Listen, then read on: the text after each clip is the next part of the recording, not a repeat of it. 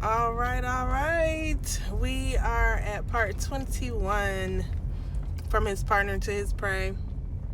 So I have to take you back a little bit to the court date, the final hearing, and how things escalated.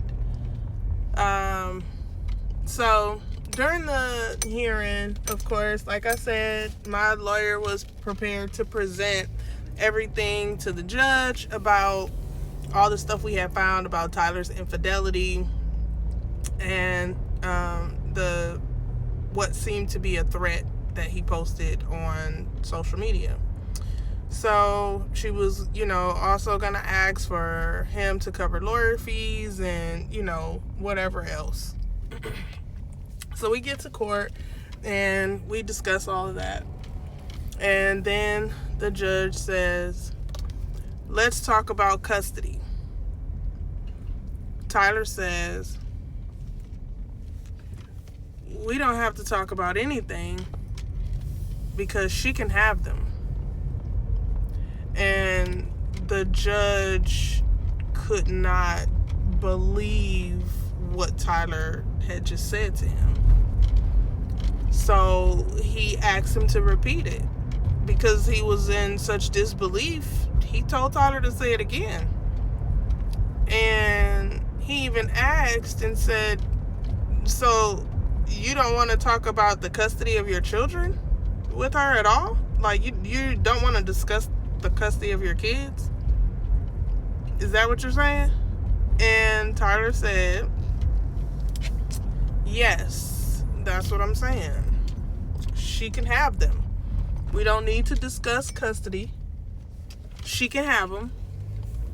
And just let me know what I gotta pay.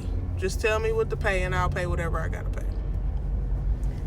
So at that point, the judge is floored. And literally had to, kind of recompose himself, because he seemed to have, been taken out of his professional character momentarily. And when he gathered himself, he said to Tyler, well, since we're not at the child support yet and we're still focused on the custody, what we'll do is we'll just issue a permanent restraining order so that you don't have to see the kids. You can't see the kids. Since you don't want nothing to do with them, don't have anything to do with them. And that'll just be that. Since, I see here they offered supervised visitation, and Tyler interjected and said, I'm not going to have anybody tell me when and where to see my kids. And the judge said, well, don't worry. You're not going to see them at all. And Tyler kind of shrugged his shoulders as if it didn't really faze him and kept it moving. And that's when we started talking about the child support. And that's when Tyler told the judge that he had separated from the military in April and he had not been working. So Tyler's separation date is actually the birthday of our second child. So when Tyler decided to get out of the military, he knew that he would be getting a reduction to the child support that was awarded to me, which is why he opted to do things the way that he did. So once we got the custody and the child support cleared up, then the judge ordered Tyler, he had to refile his taxes because he had filed his taxes without me being included. And he had to refile his taxes and give me half of his taxes. He had to pay alimony for up to 1 year. And then he still had to pay the child support. Although it was a reduced amount, he was still told that he was obligated to pay. So during this time, Tyler is still living in Georgia. Shortly after this hearing and the incident with the wife coming to my job,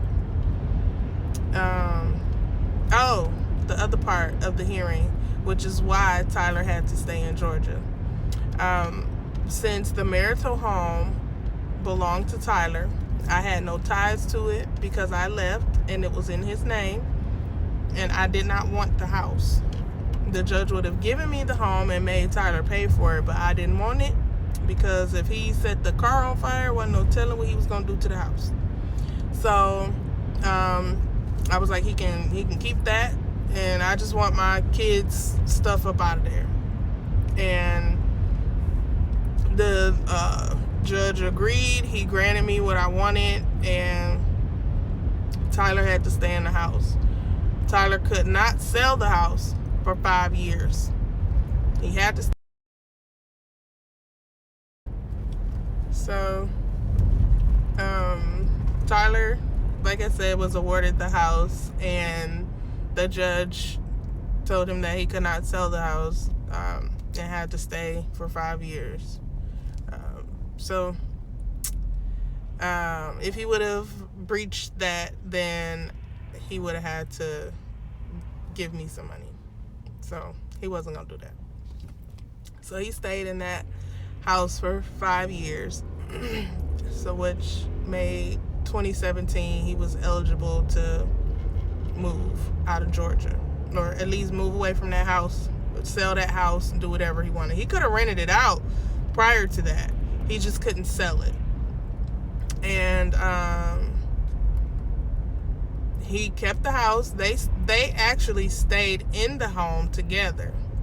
And I still had I want to say a few family members on my social media, so I would still see, certain things come across my social media, and it was kind of odd to see my old bedroom with my old bedroom set, like the furniture and the blankets and all of that stuff, with 2 babies that weren't mine. So by the time we got to we got divorced in May of 2012, by the time we got to June, July of that same year, things were already back in court because Tyler was not paying child support like he agreed to do, although the amount was reduced. So this began the continuous cycle of us being back and forth in court for child support. We did this for years. One particular time I contacted Congress because my daughter's SSI payments were being reduced because they were reporting that she was receiving veteran benefits, and she was not. Come to find out, Tyler was receiving benefits for all 3 of our children, and I had to try to fight to get those benefits sent to me instead of him, since he was not the one that was taking care of the children. And I was basically told that that there was nothing that they can do, and they said that since he was basically paying child support, which he was and wasn't at the same time, then he was taking